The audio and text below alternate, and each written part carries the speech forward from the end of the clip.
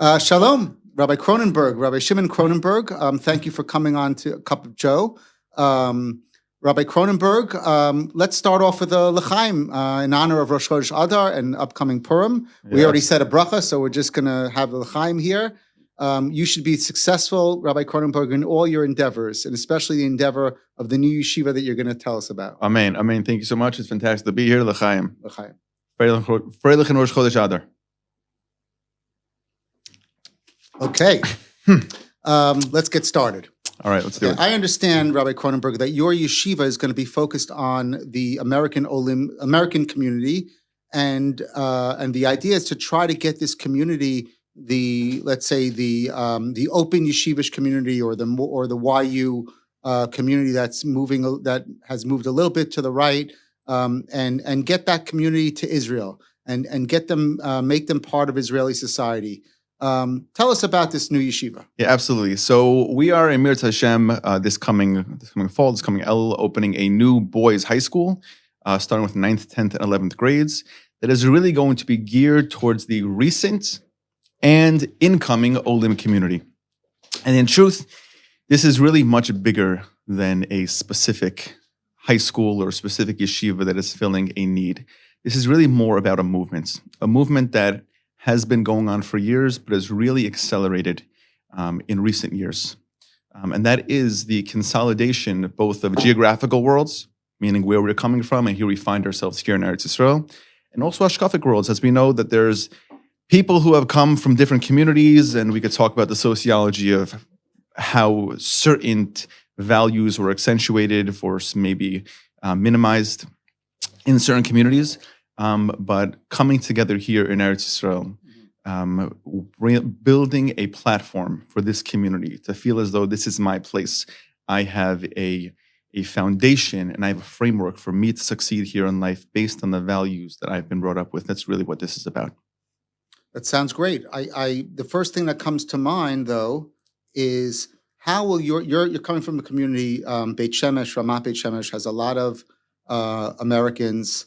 A lot of those Americans have come from similar types of backgrounds to the background you're describing. How would your yeshiva differ from a place like Mesivta de Beit Shemesh?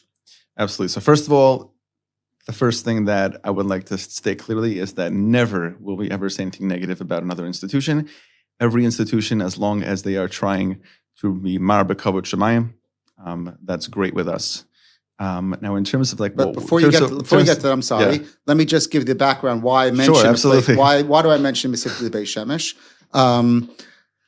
I have a son who's now married and has kids. Lives in the old city. He grew up in Modi'in, and we sent him to the regular Bnei Akiva yeshiva. In 8th grade, he decided that he wanted to go somewhere else, and we looked at a few different places. And one of the places we looked at was the Mesivta de Beit Shemesh. There are a lot of Americans there. I know Rabbi Raphael Willig, and we went to a very warm place, very nice place. We got the idea that most of the kids there were American, living in Beit Shemesh, and I know that they are focused on that community, on the American community, and I'd like to understand, where does your yeshiva come in? Where those types of yeshivas, what role does your yeshiva play in terms of those yeshivas? Sure. So I would say there's 3 unique categories or reasons why a family would feel connected to our yeshiva and our chinuch model. The first one is the social, meaning, as you mentioned, Mesivta Beit Shemesh has done an excellent job of bringing kids together who share a social or life experience. Many of their families are connected to each other. And they come together, and because of their shared experiences, their shared families, etc., they feel as though challenges in life can be encountered together.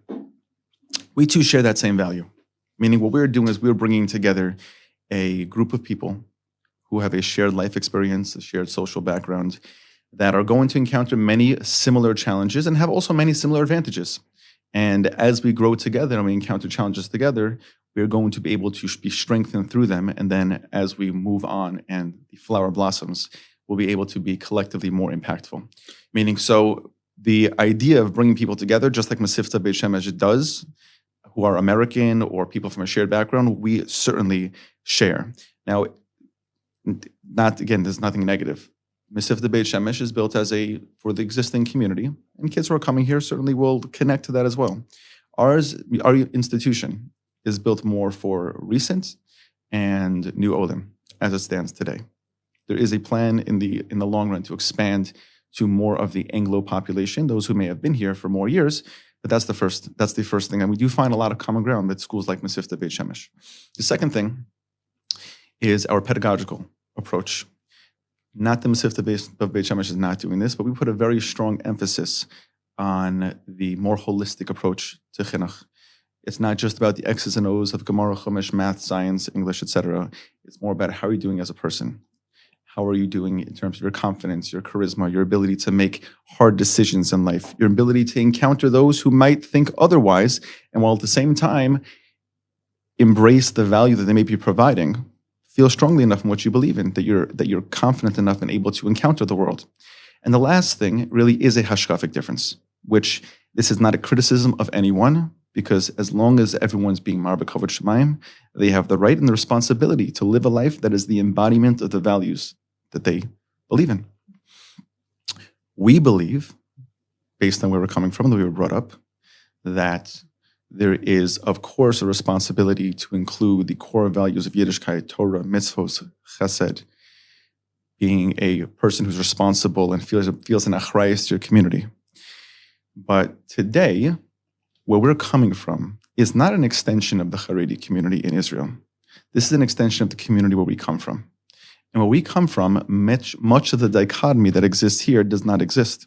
For example, even the idea that Marava or Mesivta Beit Shemesh includes secular studies in their curriculum. For our listeners, Marava is a similar type of yeshiva that's focused on the Haredi community that wants their boys to get a secular education and graduate with Bagrut. And there are a few of these yeshivot that have popped up over the past few years servicing this community. And they're all great places. They all serve an important role. But your yeshiva is going to be a little right. Yeshiva. So, did you mention the name? Mesivta Yesodei Yisrael. Mesivta Yesodei Yisrael of Right. Beit Shemesh. Right. Now, it is true. They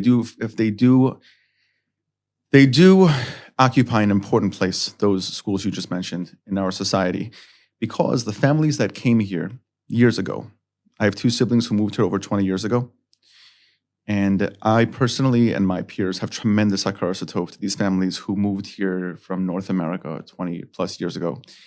When they moved here, despite the fact that maybe conventional wisdom would have told them to stay where they were, but they believed that their future for their family belonged in Eretz Yisrael, and it is only because of them that we are here today. They moved into an environment that had a very strong dichotomy. You had the Dati Leumi community and you had the Haredi community, both of which have fantastic values. However, that dichotomy exists, and we know the manifestation of that dichotomy. We do not need to enumerate it at this exact moment. Well, we will enumerate it. But for the point of the conversation, those people, when they came, they had a choice to make. They unfortunately had a choice to make, and someone left and someone right, and dealt with the challenges that it brought with them. It got to a point they said, listen, the idea that my children cannot have an education, to be a contributing member, at least of the economy, and to be a confident contributor to society, was untenable to them. So Rabbi Chait was the first one who really opened Marava and said, we are going to include a preparation to be a contributing member of society in that department. Not that you cannot be a contributing member of society without it, but at least that piece of the puzzle they felt was very important. If someone would have tried to do what we're doing 20 years ago, many did try, actually, they failed. Why? Because there simply was not enough of us to create a viable path. A path, if you think about what it is just a road or a direction that enough people walk down enough times that the grass stops growing, then it becomes a path. Well, you've referred to it in the past as an on-ramp. Correct. So we view our institution, for the people coming from America at least, as an on-ramp to Eretz Yisrael. It's not that we want to keep people in a little bubble. It's not that we want a soft landing only. It's that we want you to be a confident, charismatic leader in Israeli society. Given the fact, though, that you have a different background, you can't just turn onto a highway. Society is a highway, no matter which society you're in. Things are moving, coming and going, and no one's really going to stop for you. When you enter a highway, there's an on-ramp. You have time to accelerate. And you have time to, look for an opening. What's my opening? We are providing that on-ramp to people coming from other parts of the world who want to be here, want to find the framework for their success in Israeli society. And they need different types of nurturing, different types of guidance, different types of mentorship, discovery that they need to find what their place is here. And we're looking to provide that. That's going to be our role in the chinuch system here in Israel. So you are marketing to people that are now presently still in North America and are looking to make Aliyah the next year, the year after, and you're saying to them, you're concerned about the education of your children.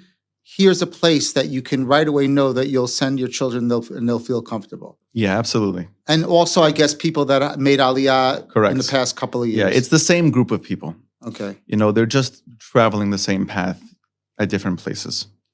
There's people all over the world, but obviously we're referencing North America because that's where we're from, that have, in the last few years, looked at themselves in the mirror and said, I see my aunt, I see my cousin, I see what's going on in America.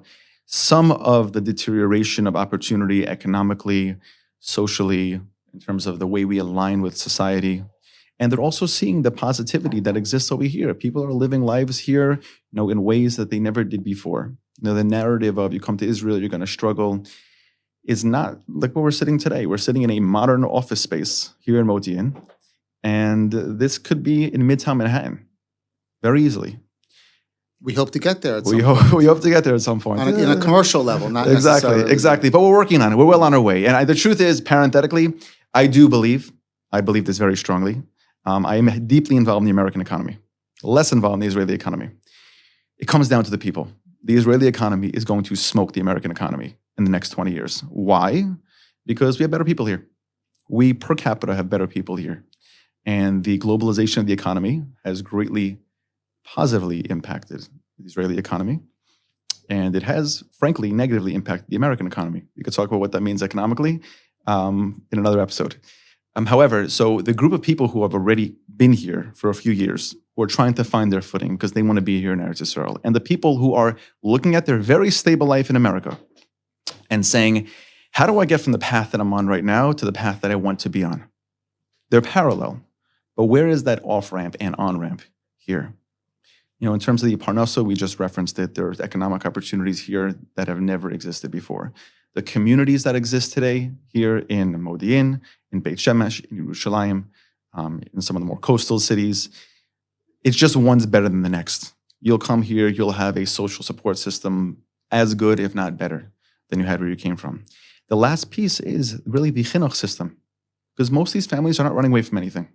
They go to good schools with good mechanchim and good teachers and good leaders, and they're saying, how can I justify this risk? And they all have heard the narrative. You come to Israel, your kid's going to be lost, misunderstood, go off the derech, whatever it may be.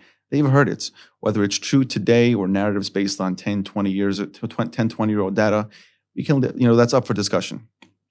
But they're looking for a framework right now, a reality. We're not convincing anyone to move here. The convincing is being done by society, by HaKadosh Baruch Hu, by what's going on around us. So when people have that inspiration, they're looking for, okay, now that I'm inspired, how does reality partner with this inspiration? That's what this chinuch institution is really all about. So I'm sitting here and you're coming across as someone who's very personable, very excited about what they're doing, a lot of motivation. Tell me, what's your background that created this person, Rabbi Shimon Kronenberg, sitting in front of me today with all this energy and optimism? Where did it all come from? Where did you grow up? And I appreciate that. First, I appreciate the compliments. Feelings mutual. I grew up in Monsey, New York. We were members of a barrel wine shul in Monsey, based Torah, which certainly embodied much of the values that I am presenting here today.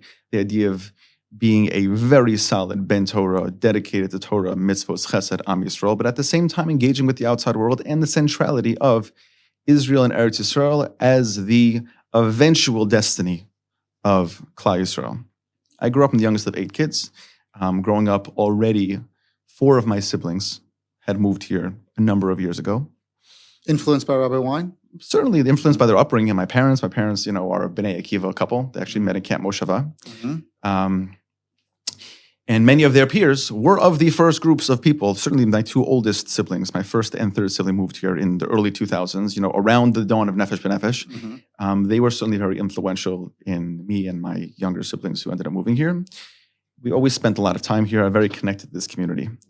Growing up, I'll be honest with you, I grew up in that blend between the YU and light yeshivish community. I went to the local semi-yeshivish school in Monsey, Yeshiva Spring Valley. Then I bounced around to MTA, where I went to high school, and then Shalvim, then back to Or HaChaim in Queens. That's Yesodei Yeshurun, Rabbi Lander. Rabbi Lander's base medrash. Rabbi Lander's still one of my close rebbeim. Mm-hmm.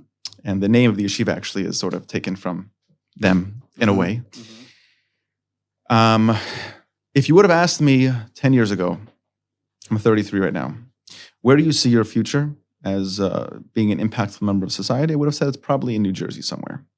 Why was that? Because at the time, while there were many people who are complete heroes who chose to pick up their families and move here to Israel, it wasn't exactly where I felt like this was a value, certainly, but circumstances had it that I felt like could be more impactful, I can live a more secure life, maybe even where I came from. As far as I'm concerned, I'm extremely fortunate to be my age at this time in history, because I believe for the first time in 2,000 years, it's not only the value, it's not only the inspiration or the reasons to be here in Eretz Yisrael, it is simply the best place from family. So HaKadosh Baruch Hu has created this unbelievable scenario for us, where he's saying not only is Eretz Yisrael part of the values and part of what it means to live as a Jew, I've even made it as such, is that you lose nothing by living there. You lose nothing economically, socially, spiritually, and ultimately, the chinuch of your children, this is going to be the best place to mechanech your children. There's mechanchim who've been saying this for years. It's the truth. Saying chinuch is not the reason to stay in America. It's the reason to come to Israel. And we're here to perpetuate that. In terms of my role in building an organization, people ask me. Did you teach it all in the United States? Yes. I was a Rebbe in a school called Heichal HaTorah in Teaneck, New Jersey.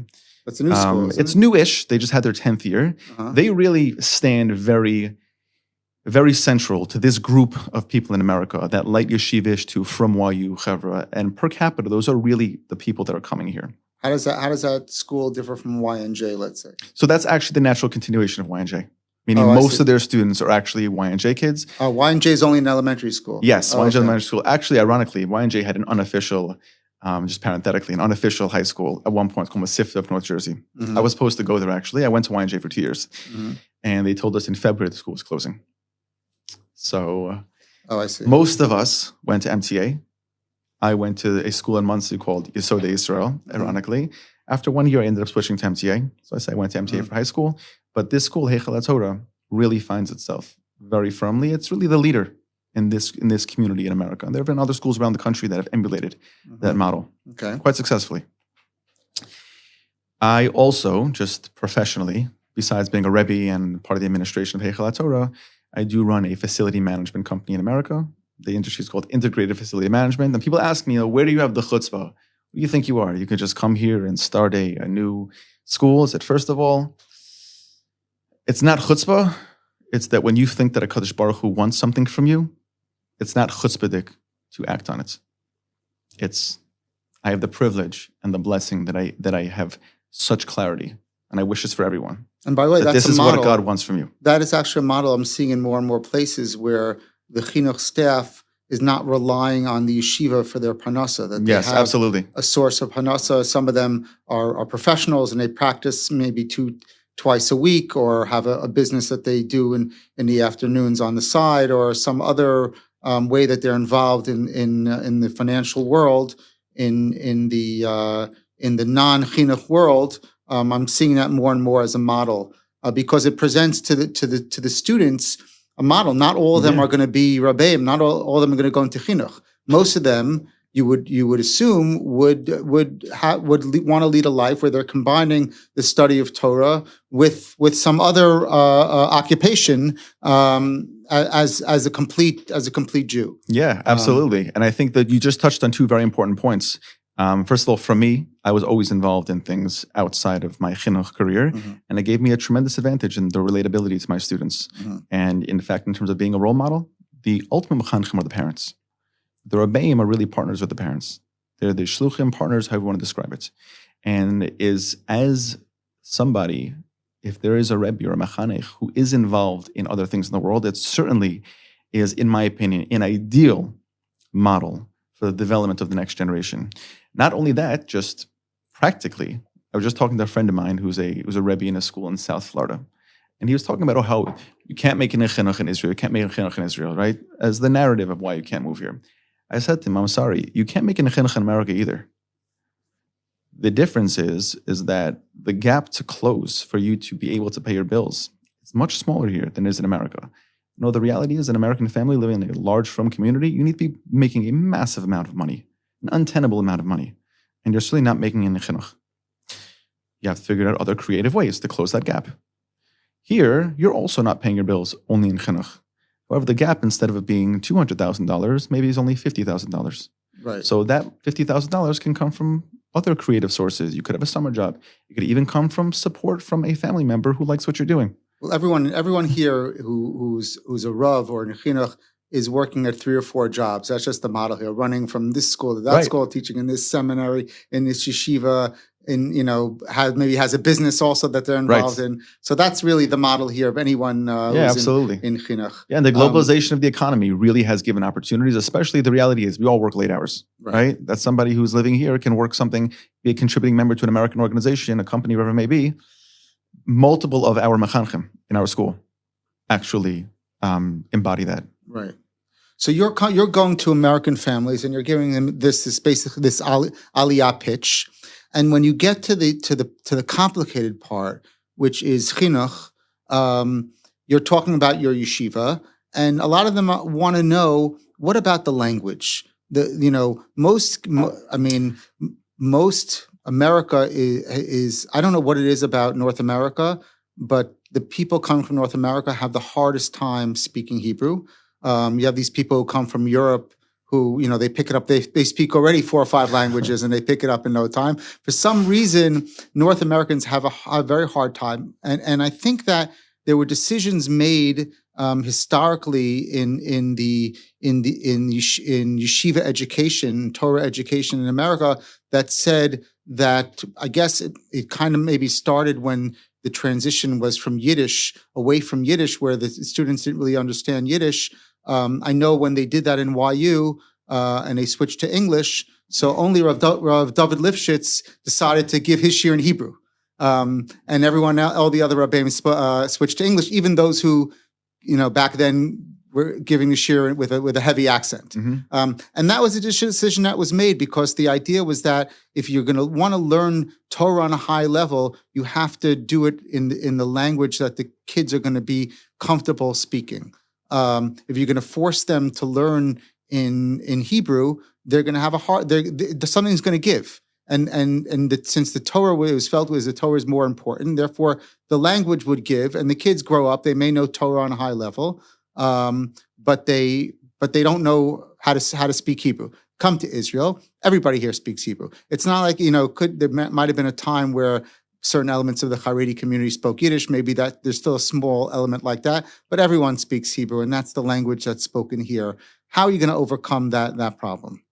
So just to hypothesize about maybe why in America people were slower to adopt or really have yet to adopt the idea of speaking Hebrew as the spoken language of learning, is because the Americans felt like they found their footing a little more than the Europeans did. I mean, maybe the Europeans felt like they were sort of more guests than their American counterparts. How are we going to overcome that?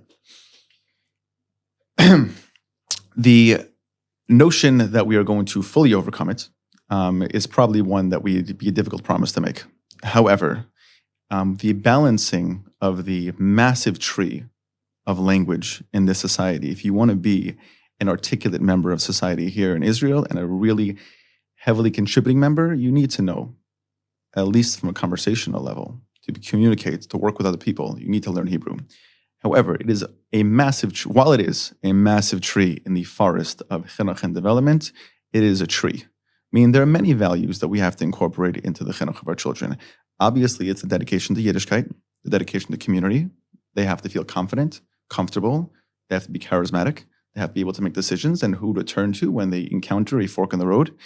And the tree of learning Hebrew is something that we're going to incorporate as much as feasibly possible with the balancing of all those other things. That's going to be done through Ulpan. That's going to be done through learning Hebrew in a more fun and positive environment where you feel comfortable, not embarrassed by fumbling over words. Many people, when they encounter, especially today, for better or for worse, our children are much less resilient than they've ever been. And if they encounter a situation that they're uncomfortable with, the engine just shuts off. When the engine's off, no one's learning anything. But if you can unlock the key, unlock one's ability to learn through passion and excitement, they're going to be able to learn things that they never thought possible. And the idea that we're going to learn the emphasis on the Hebrew language is going to be heavily emphasized, both through learning, through experience, through pause it out. The language of the base matter. Sure. So the language of the Shir in Gemara is going to be English. We don't say one or the other, honestly, because it really depends on the kids where they are at that time, especially as the school expands. So you may have a track. You may have a Hebrew absolutely. track. All of our Rebbeim are bilingual on purpose. Everyone has been here for a significant number of years, speaks fluent English, fluent Hebrew. That's on purpose, so they can give the kids the ability to say, hey, how do you get from where you are to where you want to be through traveling the path that I traveled? It could be even switching off, or it could be that it's going to be done at times in a Hebrew with the understanding of who you're talking to. Meaning even me, when I'm speaking to an Israeli who knows my background, they're going to speak differently to me than they would if they just thought of some random guy on the streets.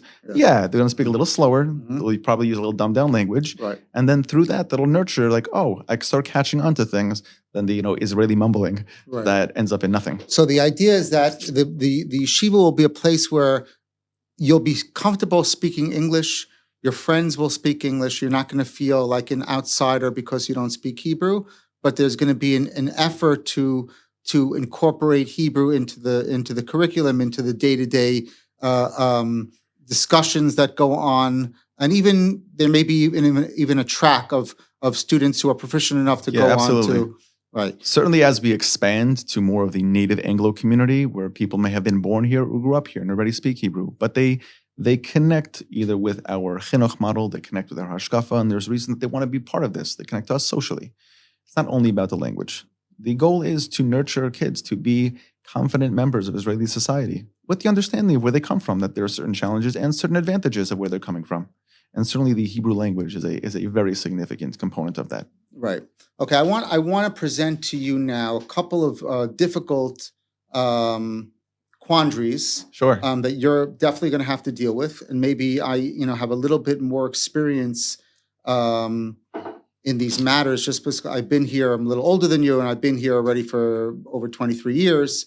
Let me present you with a couple of scenarios or things that I have seen happen over the years that I've been here. First of all, I will say that many people from the Anglo community. I live in Modi'in. My children are all raised in the Dati Leumi educational system. And I have one son that went off in a different direction. He's learning in Zilberman now in the Kollel. He's married and lives in Narova. I talked about him a little bit, but that's basically the education that we've given our children. But we all have friends and relatives who live in the United States, and we see what's going on in the United States. And we also have friends and relatives that have moved here in the past 20 years or so, and we see what's happened there. So I want to present two situations. One situation is the group of people that moved here in maybe the early 80s, late 70s, generation before us, who came from they came from the Yeshivish world, but they were professionals. They came from Chaim Berlin, Torvadas world, but they were professionals, or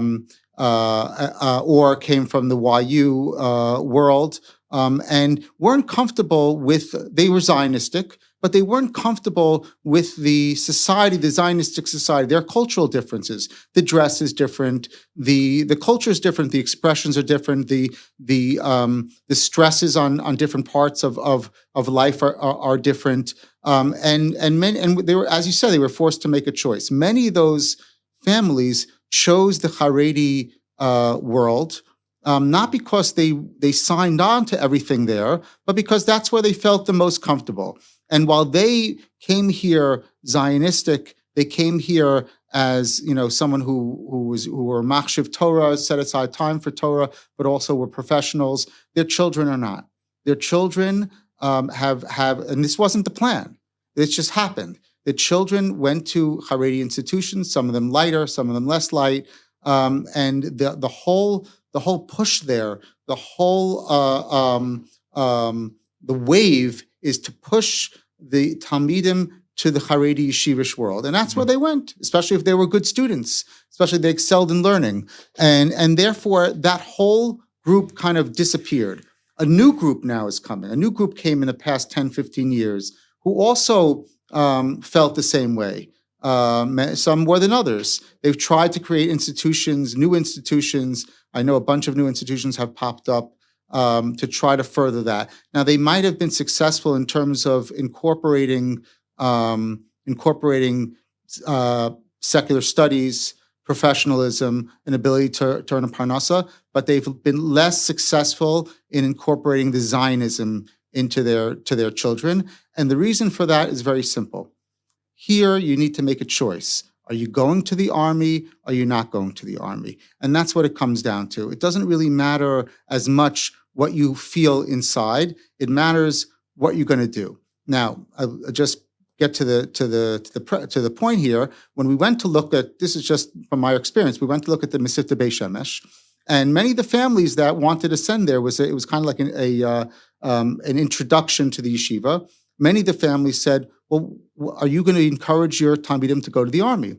And I remember, so Raphael Willig took the answer, and he said, listen, you all know me. I graduated from Keren B'Yavne. I'm a Zionist. We will never say anything here against the Israeli army or soldiers, but we will want our students to, at first, go to a serious yeshiva, a yeshiva like Hebron, a yeshiva like Panovich, a yeshiva like Mir, and then what they do after that is up to them.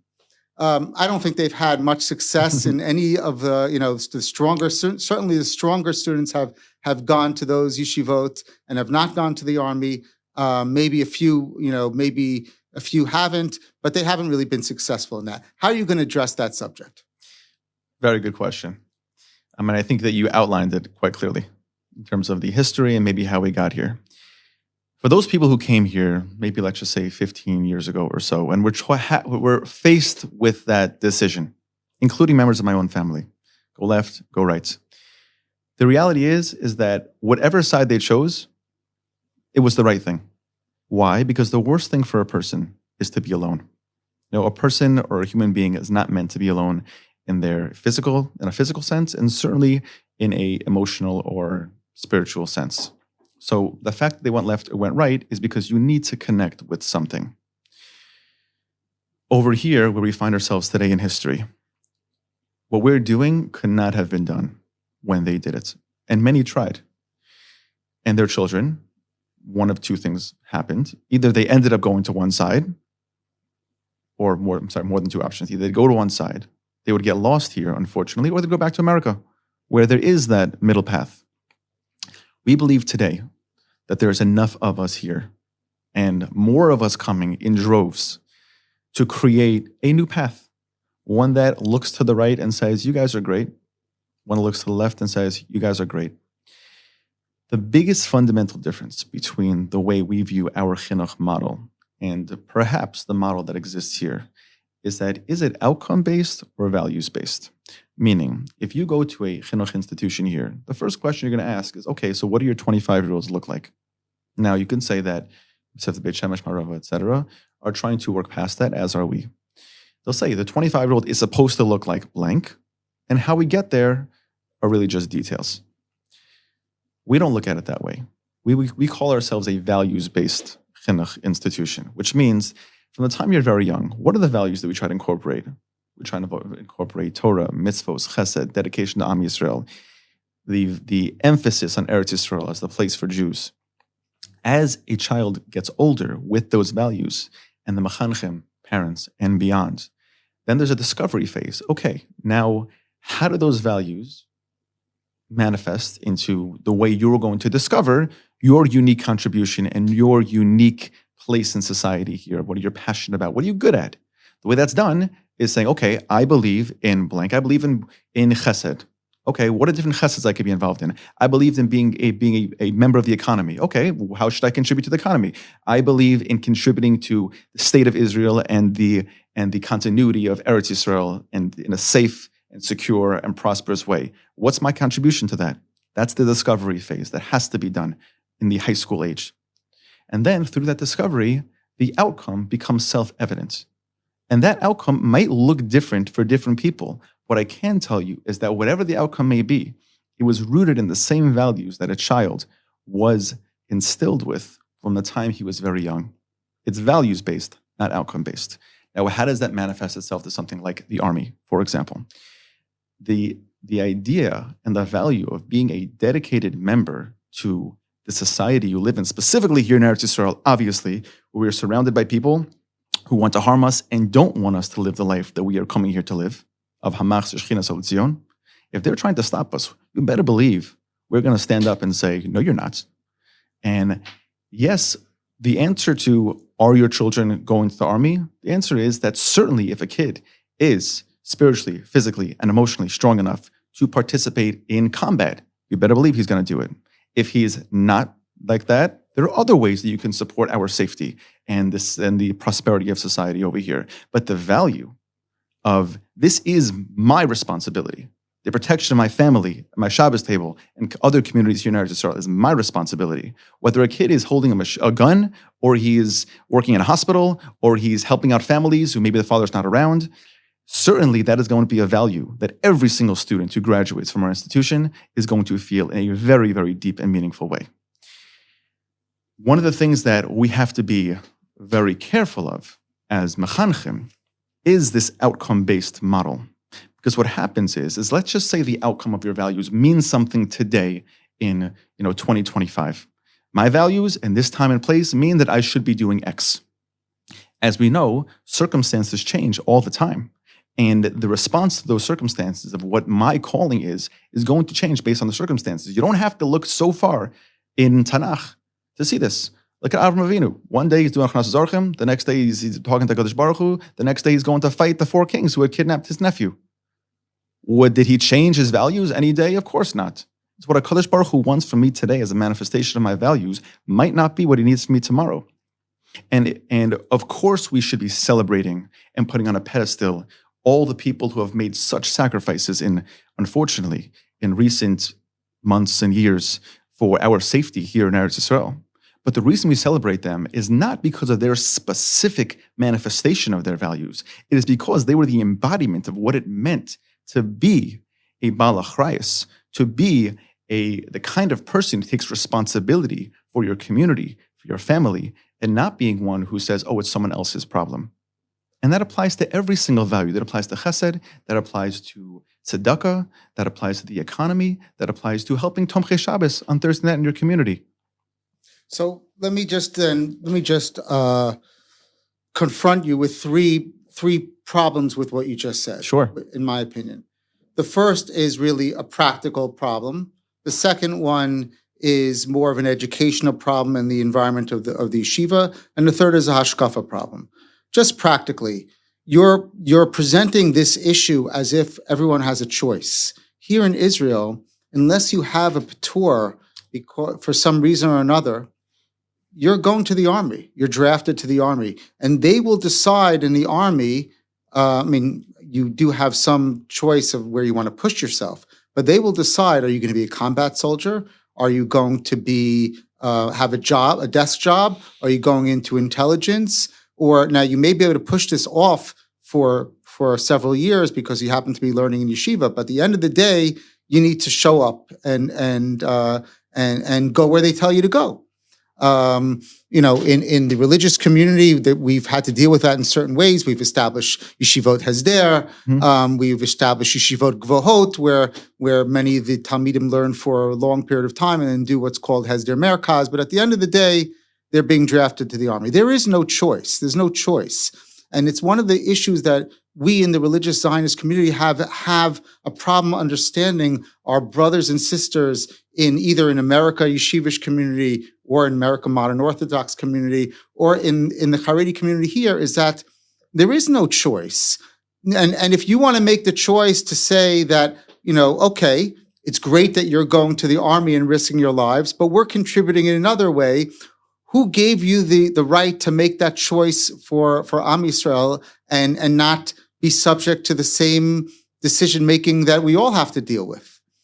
So that's going to be something that, at the end of the day, you're going to and now that will then bring me to the next question is hashkafa. Okay, and hashkafa, the issue is as follows. I've heard all kinds of explanations and reasons why there's not a requirement to go to the army. None of them have really made sense to me. I'm not going to get into all the details of the arguments back and forth, but the question is, what is the hashkafa that you're going to give over to your talmidim there? Is a hashkafa that says, right now, especially now, we're involved in a milchemes mitzvah. Milchemes mitzvah means everyone has an obligation to go and fight. Is that going to be the attitude, or is the hashkafa going to be that, well, it's not necessarily clear. There's Shevet Levi. There's all kinds of different terutzim that we've heard, and therefore you have a choice. Sure, we will respect your decision to go to the army, and you'll be considered to be a good Talmud if you do that. But we'll also respect your decision to go and sit in yeshiva for many years until you get married and sit in kollel. And we'll respect your decision to go and volunteer your time at Zaka or at Hatzalah or whatever. And we'll respect all your decisions as if it's a choice. How are you going to address that issue of the mandatory nature of, or the way at least we see it, the mandatory nature of having to go and fight in the milchemes mitzvah? All right, so you'll have to excuse somewhat of a political answer. Mm-hmm. There's a lot of people working on this question. What I can say is that we are dedicated to working within the framework of Israeli law and Israeli society. Because right now, hopefully forever until Mashiach comes, there is a governing organization in the state of Israel that makes rules. And we believe our school is a mamlachti school, that it is a government school, that operating within the laws and within the framework available at the time are paramount. So in terms of the requirement to go to the army, our plan is for most of our graduates to enter programs like you referenced, the Hesder program. We actually plan on opening our own Hesder yeshiva. That is going to be an obvious continuation for our students. There are also, right now, the programs like Sheirut Ezrachi, which are, of course, people who got a tour from the army for whatever reason, that they too can contribute in their own way. In terms of the exact framework of what it's going to look like, that remains, I'll be honest, sounds like a political answer, that remains to be seen on a specific kid-by-kid basis. What we definitely are going to pursue is that if you're not going to the army in an active way, it's because either the circumstances don't require it, halavai, or it's because it's actually not right for you, and it's not a cop-out. Meaning we don't run away from anything. We run towards something. What we're running towards is, this is what I believe my responsibility is today. In Mir Hashem, we also have a responsibility to raise our children, to be confident and strong enough physically, spiritually, and emotionally to take on those challenges in the army and beyond. Society is going to punch people in the face in the coming years no matter what. The influences are everywhere. We can't run away from it. We can't build walls. They permeate the walls. We need to be confident enough to engage with those challenges. And that is one of, if not the responsibility of a chinuch organization and parents and as partners and as mechanchim. The second question that you had asked was what about hashkafa? Yeah, the second question is a hashkafa. Another, if you will, nuanced difference between our approach, perhaps, again, not to speak negatively about anyone else, our approach to chinuch versus maybe some other organizations' approach to chinuch, is that just because you're doing one thing, you're emphasizing a specific value, doesn't delegitimize another one. How does this manifest itself in a home? I have 7 other siblings, there's 8 of us. Okay? We all grew up in the same home. We all look different, we live in different places, we're doing different things. I would say every single one of my siblings is living a life that is a manifestation of the values that we were brought up with. Now, my brother is a menahel in high school, big Talmud Chacham. I have sisters. He's in America. I have sisters who are doing other things to the advance Torah and mitzvahs and chesed and Eretz Yisrael, and brother-in-laws and doing all different things. I wouldn't say any of us are living a life that says this is a value, which you're doing is not. You have a family that grows up with 3 sons. In the home, they're brought up with Torah, mitzvahs, chesed, community, all the things, right? One son grows up and says, I believe in Torah, mitzvahs, chesed, right? But I really feel as though I have a unique passion for children with special needs. I want to open up an institution like Camp Hask or all the other amazing programs that we have for children with special needs. And yeah, I'm going to really excel in that. Another son grows up and says, I'm a little more of an introvert, right? But I have a tremendous ability to sit and learn. I'm going to open up a kola. Another one says, I have tremendous leadership abilities. I'm going to go out and become a politician and lead people in all types of amazing ways. Would you say that one is better than the other? Of course not. Those are all simply manifestations of the same set of values. One feels as though I can emphasize one, not to the exclusion of the other, but this is what I'm doing. The hashkafa that we're going to instill in our children is that every single value that we share with you, that your parents share with you, will always remain legitimate no matter what you do with your life. It's not that, if you're not going to the army, for whatever reason, circumstances, what have you, it's not a thing anymore. If you go to the army, yeshiva is not a thing anymore. Of course not. That's ridiculous. No one says that where I come from. And if somebody says my calling is to move to Guatemala and open up a kiruv house over there, by all means. But you're referring to hashkafa of chinuch, individual chinuch. Mm-hmm. I'm talking about the hashkafa of how do you view the state of Israel today? Do you view it as part of the Aschalta de Geula? Do you view, therefore, yourself as part of that mechanism, of a part of that endeavor, that general endeavor of being part of the people of Israel that's now on their way towards the Geula, which means being involved in kibush haaretz and certainly in defending the land. Mm-hmm. As you mentioned, Avram Avinu, he wasn't a warrior necessarily, but when the time came, he had to pick up his sword and become a warrior. I don't think you could describe him. That necessarily wasn't his forte. He was an ish chesed. Right. We're told he's an ish chesed. He was involved mostly in chesed. But when the time came that he needed to pick up his sword, he picked up his sword. Right. So the question is not about hashkafa of individual education, but how are you viewing the state of Israel? Excellent question. And if I may, Chazal communicate important ideas to us many times through mashalim, parables. Mm-hmm. Let me give you a parable for how we view the state of Israel. I think this really demonstrates it. You have a teenage boy who has a very close relationship with his father. The father works very hard to support him and give him a good life, but he struggles. And his son knows he struggles, but he appreciates everything his father does for him. One day the boy comes home. He's 16 years old. He just passed the road test for his driver's license. He comes home. His mom's cooking in the kitchen. He says, Mom, guess what? What? I passed. Unbelievable. I'm so proud of you. Mom turns to the son and says, Dad got you a car. He's like, what? No way. How could Dad afford a car for me? He's like, no, Dad got you a car. Go look outside. Looks out the window and he sees the father driving down the road in this old beat up 1999 Ford Mustang that's leaking. It's making noises. It's all scratched up. Sounds like a great car. Yeah. Son walks outside. Dad pulls up into the driveway, gets out of the car. They make eye contact. And there's a moment. The father looks at his son and says, Son, I've been saving up for 10 years to buy you this car. Now, I know it needs a lot of work. It's got scratches, it's got leaks, it makes noises. But if you are willing and you partner with me, I will be in the garage every single Sunday with you working on this thing until it shines like it's brand new. The son looks at his father and he has 3 choices. A, he turns to his father and says, Dad, with all due respect, I'll take the bus. B, scratches? What scratches? This thing is unbelievable. Give me the keys. Hops in the car, takes it down the freeway, 80 miles an hour. The transmission blows, the engine blows is the end of the car. Or option C, the son turns to his father and says, Dad, I know how hard you work to get me this car. And if you're willing to, I will be in the garage with you every single Sunday, working on this car, shoulder to shoulder with you, until it shines like it's brand new. That's how we view our relationship with the state of Israel. Hashem has been waiting and saving up for almost 2,000 years to give us this gift of the state of Israel here in Eretz Yisrael. Is it perfect? You better believe it's not perfect. Is it terrible? Of course not. He's been saving for 2,000 years to do this. It is our responsibility to come here and partner with HaKadosh Baruch Hu in perfecting the state of Israel today as it pertains to bringing the Geula, because that's really what this is all about.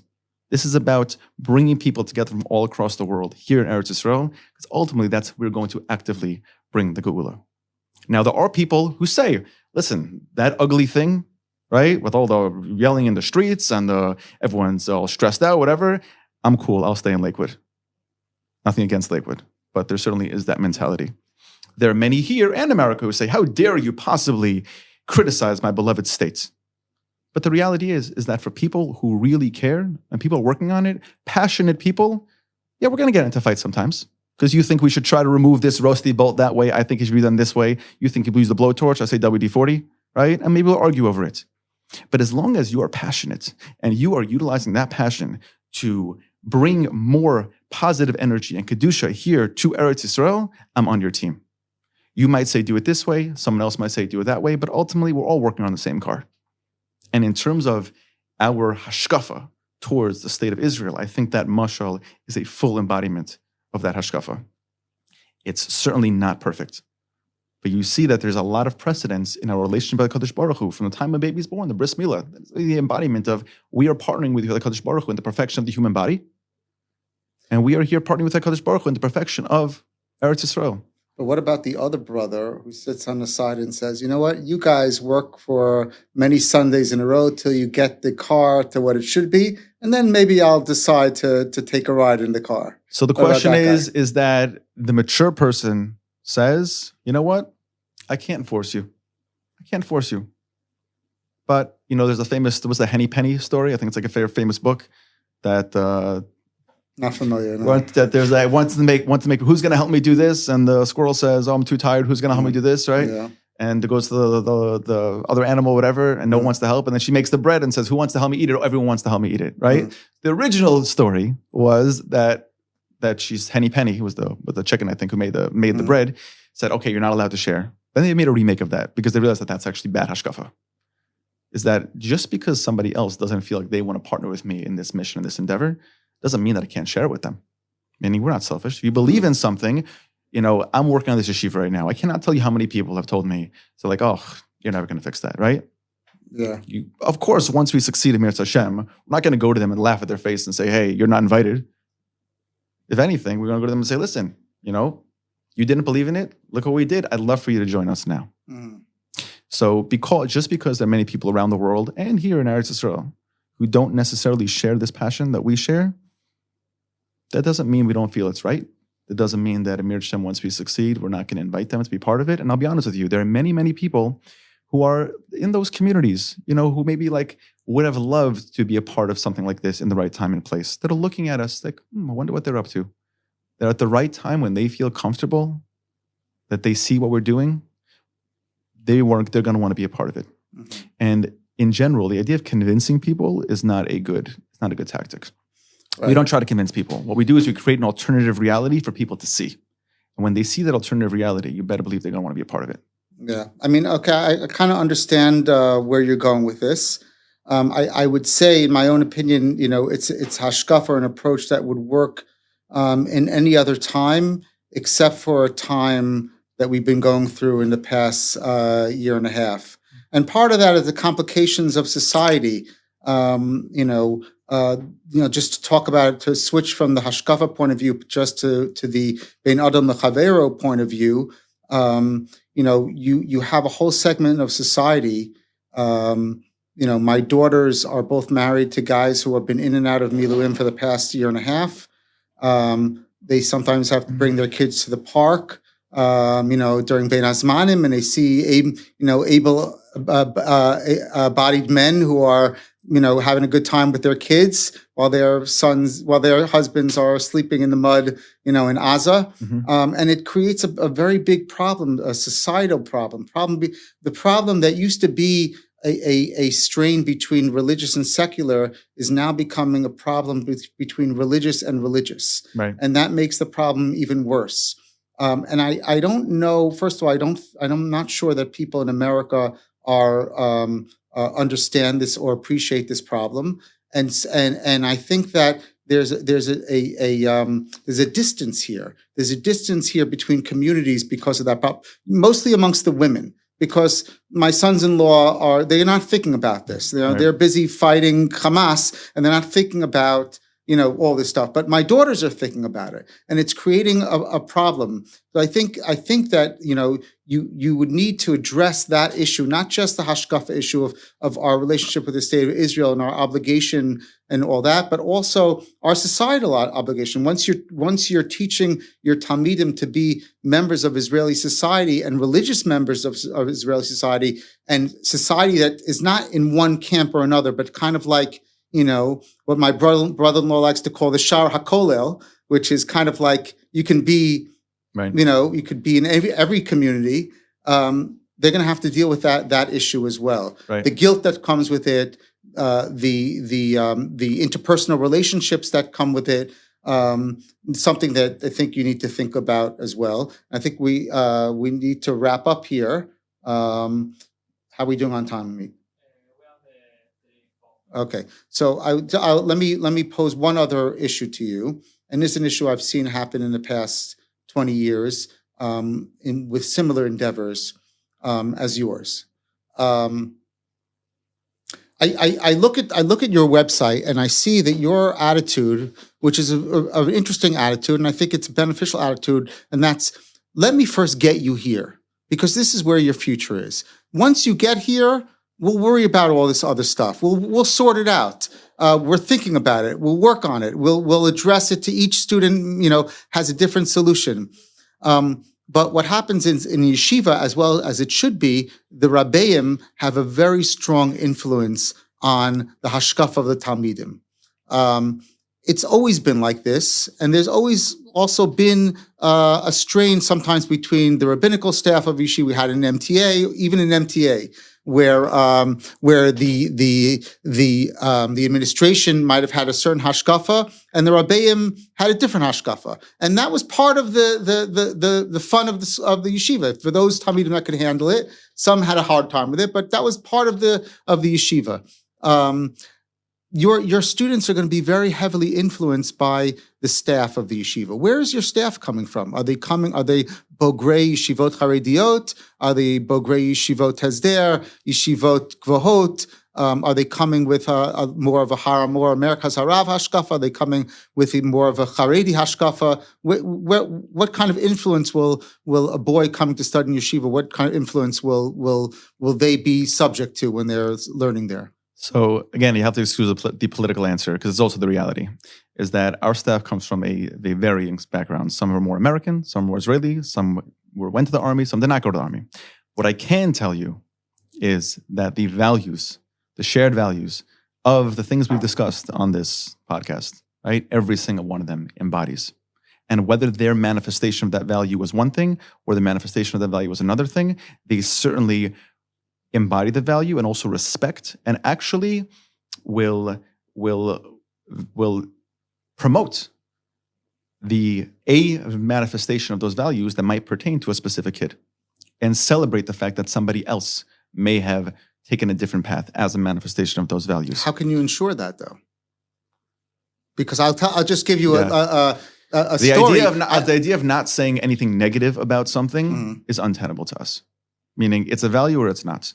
Either you say this is something good, or this is something that is not part of our value system. A boy sits down with his Rebbe that he has tremendous respect from, that he's learned with over the year. He has developed a close relationship, as I'm sure you want. And he says, Rebbe, I'm struggling here. I have friends and neighbors. I see they're going to the army. I know guys who came with me on Aliyah, whatever. Some of them they're serious learners. They're learning in Yeshivot Hesder, learning in Haramor, Merkaz. They're very serious, but they're all in. They're going to the army after whatever years. What should I do, Rebbe?